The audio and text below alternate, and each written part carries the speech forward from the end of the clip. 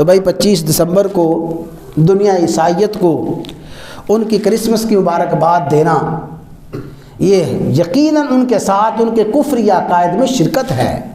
جہاں تک ان کے ساتھ خیر خواہی کی بات ہے، ہمدردی کی بات ہے، بھلائی، انسانیت کی بھلائی اور انسان ہونے کے ناطے ان کی خیر خواہی بھلائی ان کے ساتھ کرنی چاہیے، لیکن ان کے اس مذہبی عقیدے میں اور مذہبی تہوار میں شرکت کرنا گویا معاذ اللہ اس حدیث کا مصداق بننا ہے، من تشبہ بقوم فہو منہم، جو کسی قوم سے مشابہت کرے گا وہ انہی میں سے ہوگا۔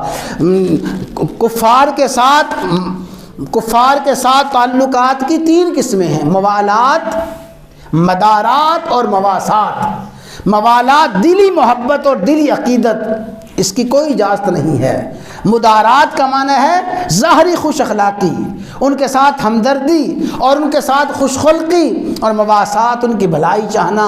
یہ 3 قسم کے تعلقات کفار کے ساتھ اللہ کے قرآن نے بیان کیے ہیں، انشاءاللہ اس کی تفصیلات عرض کی جائیں گی۔ تو حضرات گرامی، عیسیٰ علیہ السلام کی پیدائش کا جو واقعہ اللہ کے قرآن نے بیان کیا وہی حقیقت ہے، اور اب ہمارا ایمان ہے کہ عیسیٰ علیہ السلام آج بھی آسمانوں پہ زندہ ہیں۔